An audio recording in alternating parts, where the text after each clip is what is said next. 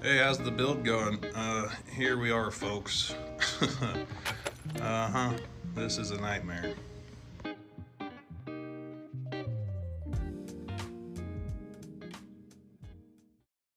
Hey guys, welcome back. So this is going to be the Xterra build. I'm still working on a name. You guys have mentioned a few down below. I appreciate that.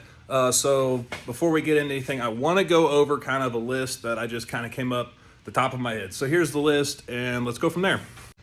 All right, so here's just kind of a cardboard cutout. So priority is going to be the engine. The valve cover is leaking very bad. There's a lot of oil on the exhaust, and that's not good because it'll go down to the starter and jack with that. Plugs and wires, we're just going to do a tune-up on it. And timing belt and the water pump, I bought the kit from O'Reilly's like $100. I might as well just knock all that out.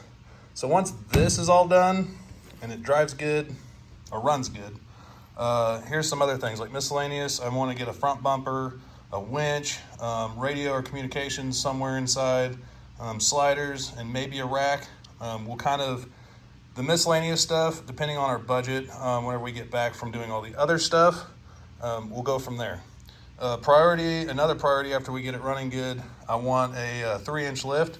So it might be, add a leaf, some shackles, the extension torsion bar, maybe upper control arm, and then of course wheels and tires. I'm looking for 285s. Might do an all-terrain or we might do a mud tire, I'm not sure. I'd like to stick with a 17-inch wheel, and we'll go aftermarket wheels. I'm thinking either the Rock Tricks, I've got those on my 4Runner. Very inexpensive wheels, good quality wheels. So yeah.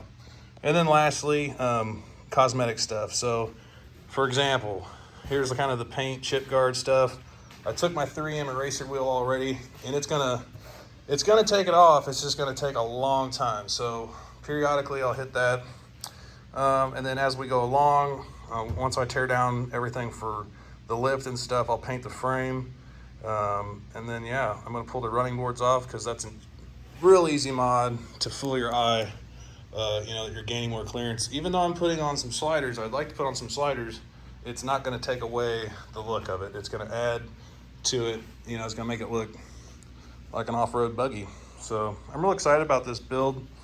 We're going to do it as best we can with our budget, and I'm going to keep you guys updated on what we buy and what we don't buy, to all come back to the cool stuff. But we want it to be a good driver, turnkey, ready to go for whoever buys it, and look cool doing it. Here's what I have so far. I've got an intake plenum. I've got the valve cover gaskets with grommets. I've got oil filter for an oil change. I've got some paint prep, so whenever we spray paint the plastic trim, we'll have a nice even coat and it won't fish eye or orange peel on us. I got some fuel treatment back there, spark plugs, water pump. There's the timing belt kit and all that jazz, and then oil and coolant. So this is just the beginning. So I better get busy, boys.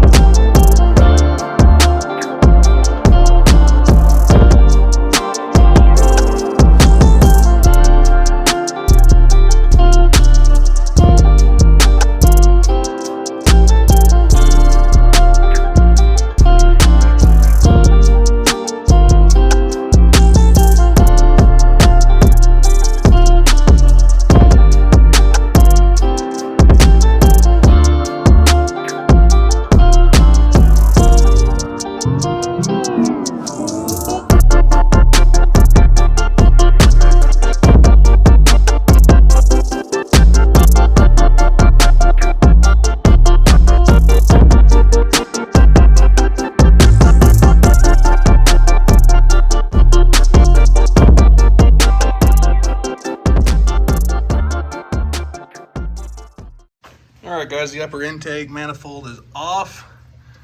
That was a pain in the butt. Back here there was a couple vacuum hoses. There was 2 plugs going to it right there. There was a vertical line and a 90-degree line coming 90 here, vertical up and down right behind there. Pain in the butt. But now we can get to the valve covers a lot easier, and I set aside the wiring harness for all that just to get us some room. And then after the valve covers, I'm going to do the timing belt, water pump, whatever came in the kit. So yeah, it's going to be a good rig for somebody.